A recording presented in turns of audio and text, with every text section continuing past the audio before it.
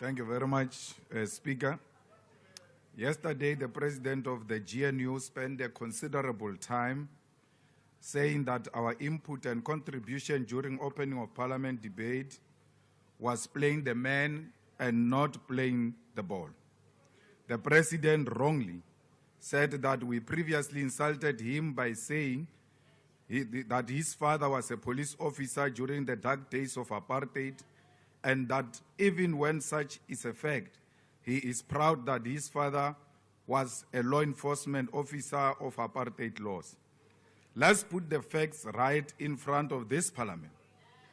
We never ever have made any reference to President's father in this Parliament, and even if we did, it would have been a statement of fact and not insult. To say someone's parent is a nurse, it will never be used as an insult. To say someone else's parent is a police officer can never be used as an insult. You spoke about your father in order for you to drag my grandmother unfairly so, because my grandmother has got nothing to do with what I'm doing here.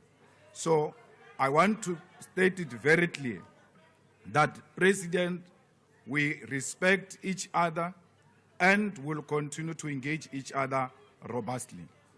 Secondly, Parliament and political work in general is not for soft-skinned people who will use all languages to complain whenever we give fair but robust and direct characterization of their political conduct. Here we speak truth and nothing else but the truth.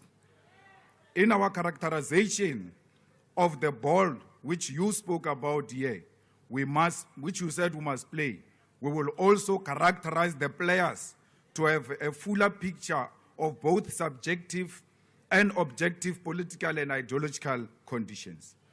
You can never only play the ball without understanding the strengths and weaknesses of the player. We will also welcome, and this we did at a number of times, we welcomed and tolerated whosoever does that against us. When we get criticized by your side, even sometimes the political amateurs like Butimana Mel, who come and attack us personally, we never respond to them. We never cry because we are not crybabies. We fight because we are fighters. Instead of crying, we fight. In politics, the individual's personal character is key to historical developments. Otherwise, why is there Nelson Mandela Day? The individual strength of Mandela is what we are drawn to reflect upon, learn from him as a leader, but more broadly as a human being. It is a fact that in light of the government of national unity, which originate from the white capitalist establishments, we needed to appreciate your own historical involvement with these white people. And a close attention to your personal political journey gives testament to the suspicion that this government was not actually created now. It came from long time ago because you were made a project long time ago. When we say you did not go to Robben Island when your peers went to Robben Island, how can that be an insult? When we say you wrote a letter and said they planted communist ideas in your head to the police, how can that be an insult? To tell the truth is the greatest respect we give to a sitting president. It is a constitutional requirement that you must be held accountable, scrutinized about the decisions you make. Please take your seat. There is a point of order. Honourable Dlakudi.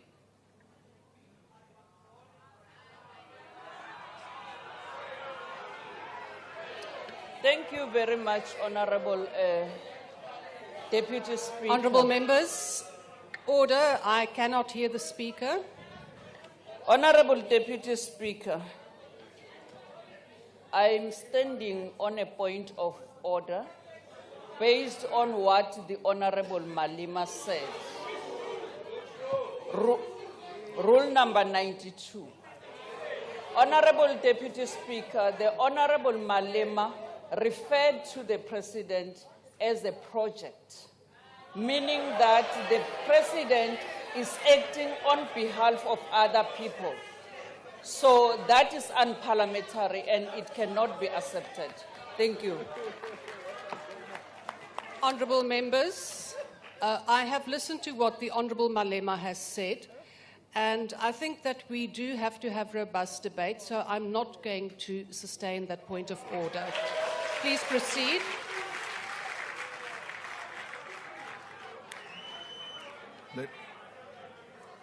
To tell you the truth is the greatest respect we give to a sitting president.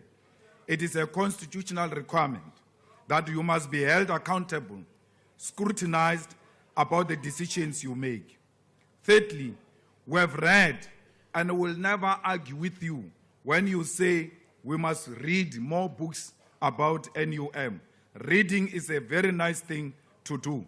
There are many books that we have read in relation to the formation of NUM. And we want to state very clear here that you read and called names of individuals who formed the NUM, which we say it was a project of the Oppenheimers. These individuals are all flourishing, with you being a billionaire, yet the mine workers' conditions continue to be worse. How do you form a union to go and save the workers, but the people who formed the union themselves are the ones who are succeeding, yet the mine workers are struggling? Mine workers in South Africa constitute to be the most exploited section of the working class in South Africa. Mine workers continue to be the most underpaid workers in South Africa compared the amount of wealth they extract from beneath our soil. Mine workers continue to stay in horrible conditions and informal settlement without water, roads, toilets, and without basic necessities. Mine workers continue to be the biggest victims of loan sharks, and with the biggest loan shark being Capitec. Mine workers continue to perish in occupational accidents. Solomon Nyerenda, Yvonne Mniz, and Priti Winnie Nkambule are still trapped inside a container in Lily Mine after the accident that happened in 2016, 8 years ago.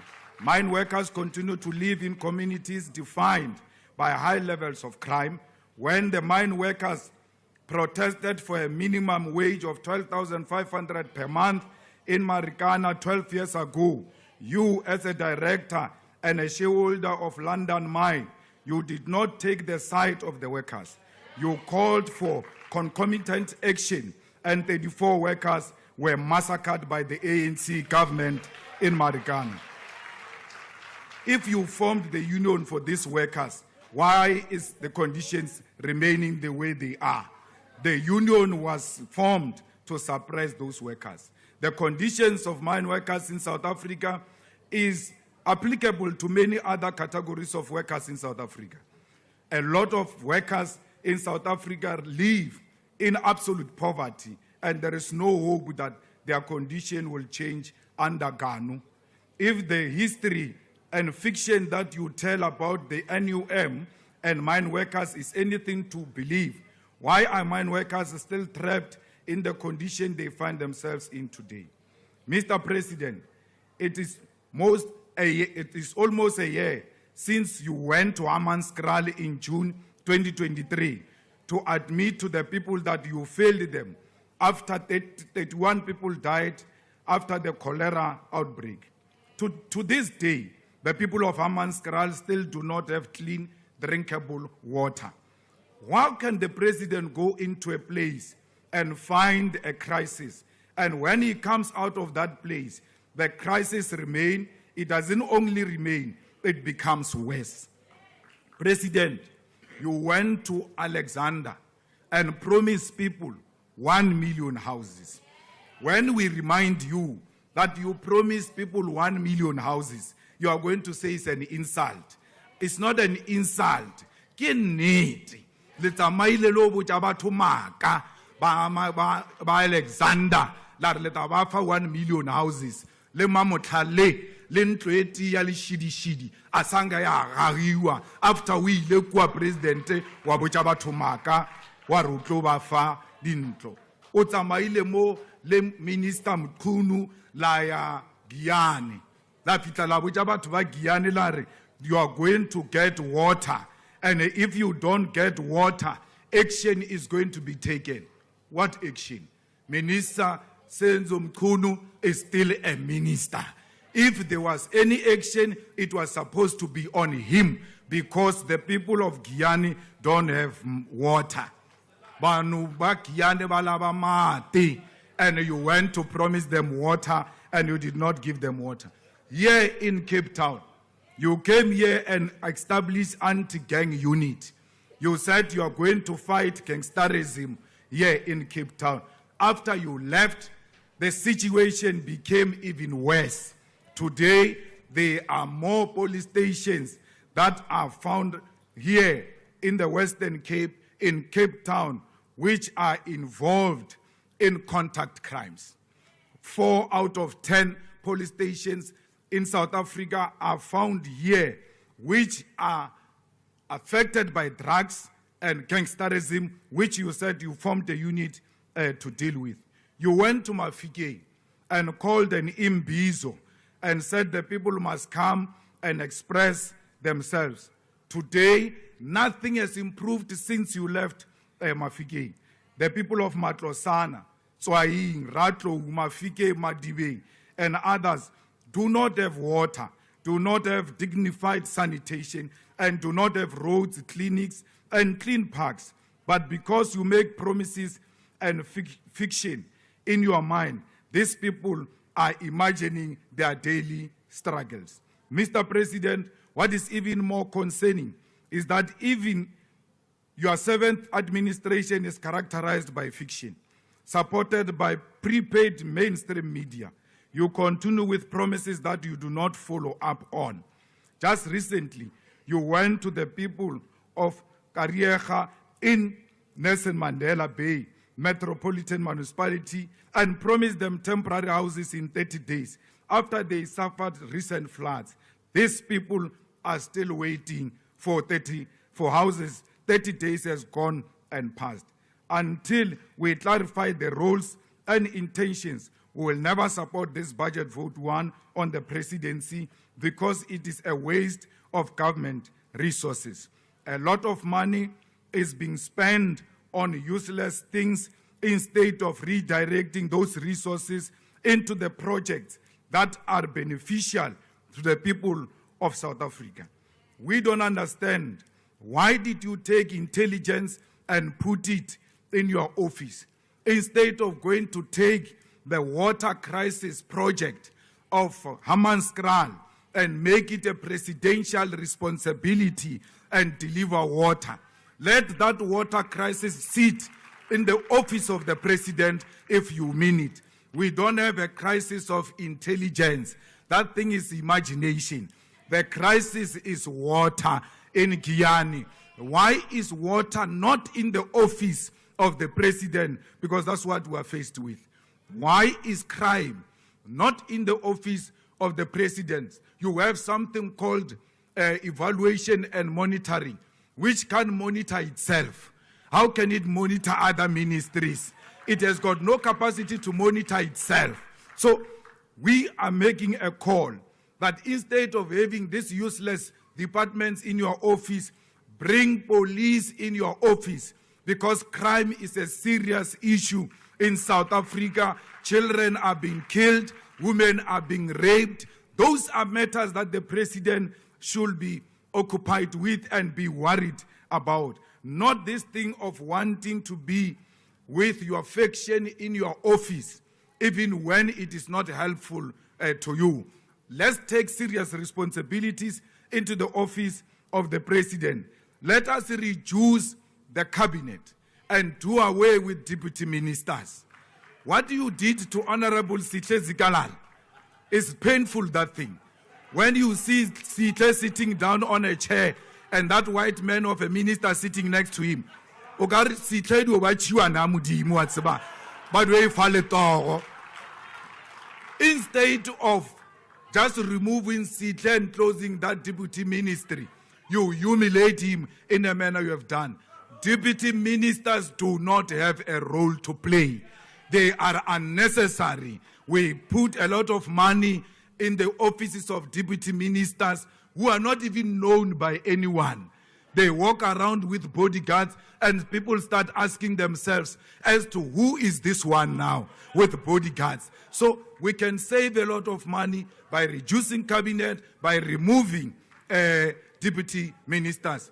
President, nalwena reatlompana ibile rinda pleke ti nalwena refitaria ko each other's house reaka mautu. We don't need cabinet we don't need parliament to make an appointment. When we want to see each other, we have done so before.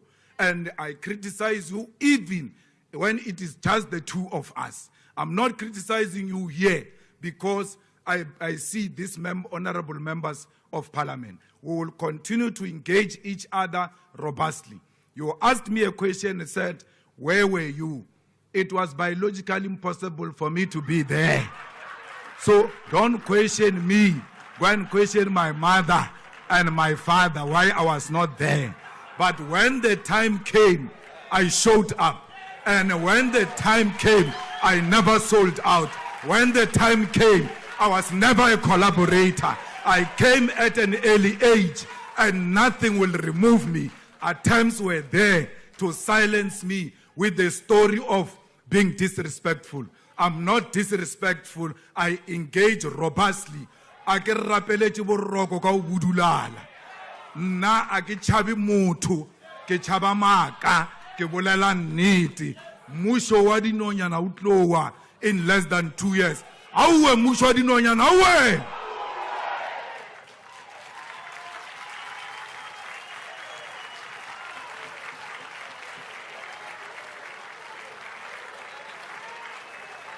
Honourable members, order. Honourable Malema, I did allow you to go over your time, so the 1 minute 40 seconds will then be taken from the next speaker from the EFF. I now invite